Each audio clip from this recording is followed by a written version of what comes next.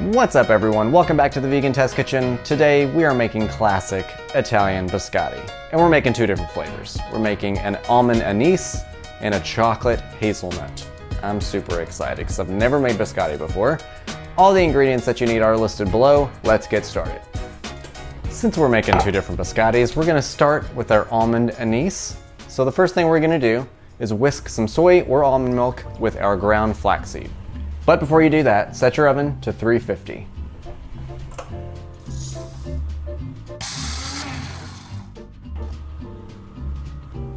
Now you want to whisk this for about 30 seconds. Now we're going to add our sugar, canola oil, our almond and vanilla extract, and we're going to mix until smooth. All right, now that it's smooth, we're gonna stir in our whole wheat pastry flour or all-purpose. I chose whole wheat because I feel like that's the better option. And we're also going to add our baking powder, arrowroot powder, salt, and anise seed.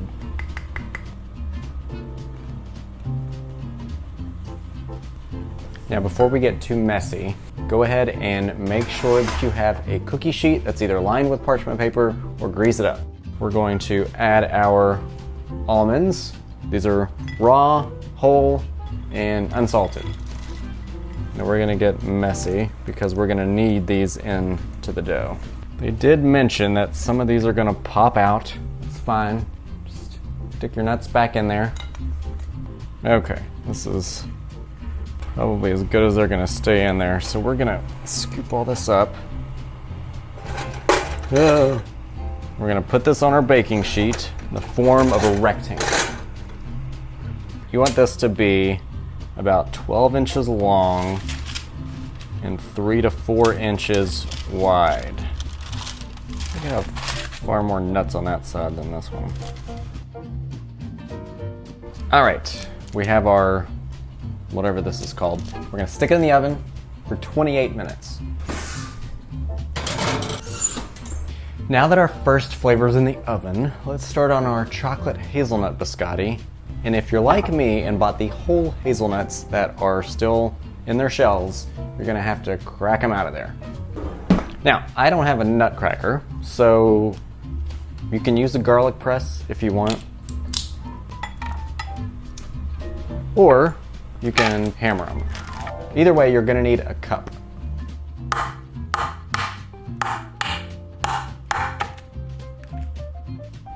Don't break your hammer while you're at it. Also, if you really like your garlic press, maybe don't do it because it definitely bent mine.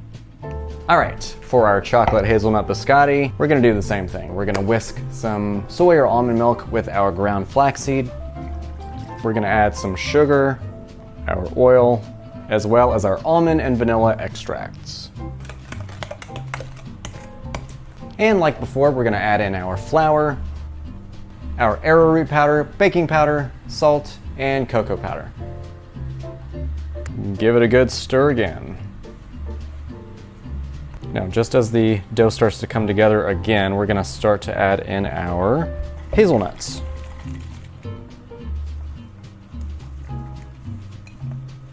Oh, this smells amazingly chocolatey. All right, our almond biscotti is done for the first bake.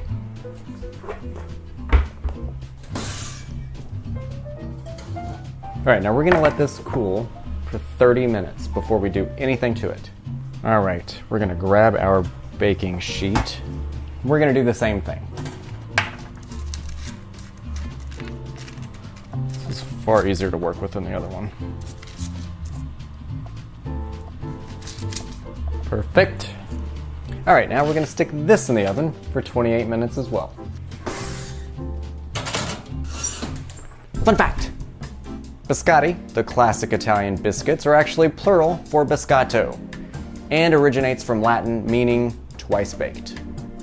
Because they are twice baked and have a very low moisture content, they have a long shelf life, which made them very convenient as a food for the Roman army. And although we think of dunking biscotti in coffee, they've also been deemed to be the perfect medium for soaking up wine. Our 28 minutes is up for our chocolate hazelnut biscotti. Let's get them out.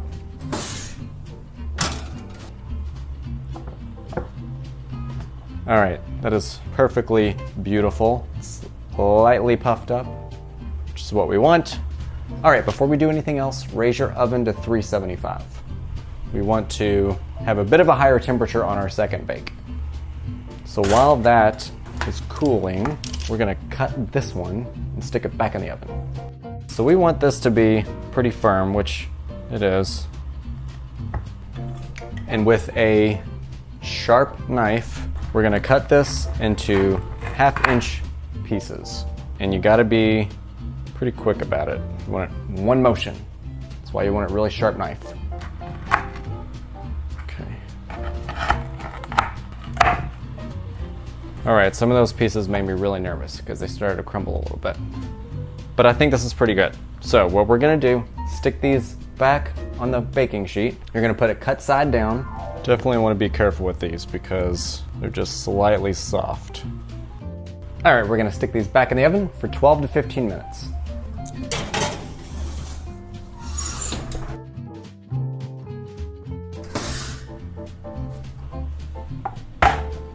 All right, these look pretty good. A little crispy. And they're gonna harden as they cool too. But I mean, they're good right now. All right, so we're gonna let these cool for a few minutes on the sheet, and then we're gonna transfer them to a rack.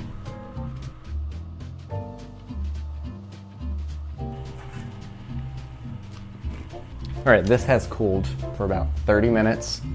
So we're gonna chop this up too. We're gonna do this the same way. 1/2-inch slices, be careful. And back in the oven they go for 12 to 15 minutes.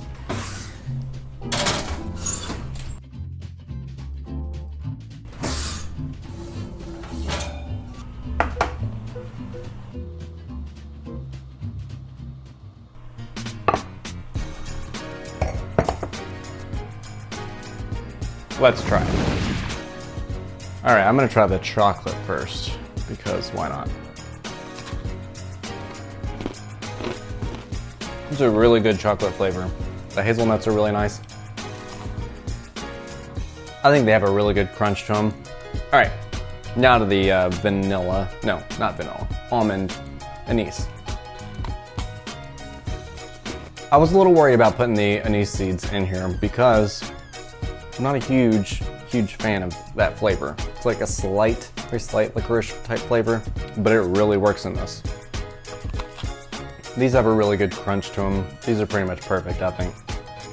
Has a nice subtle sweet flavor. These are really good. I'm gonna try some of my coffee.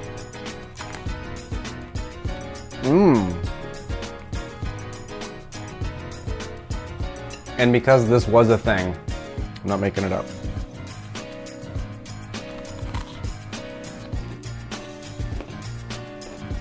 Maybe try it with a sweeter wine. It's kind of weird with that. I have to say, I'm pretty impressed with these. They're great biscotti. They're not hard. I always thought biscotti was hard to make, but they're not. You saw what I did. You can do it too. So try doing it. Your friends will think you're fancy because you have biscotti. Who has biscotti? So anyway, I hope you liked what you saw today. If you did, hit a thumbs up. I would love you for it. Make sure to share and comment, subscribe, and all that good stuff.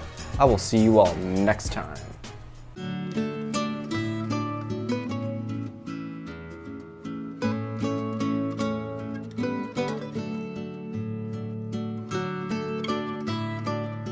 All right, it's been 12 minutes.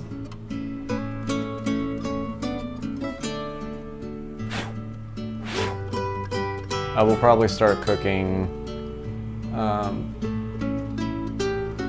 tacos at 8.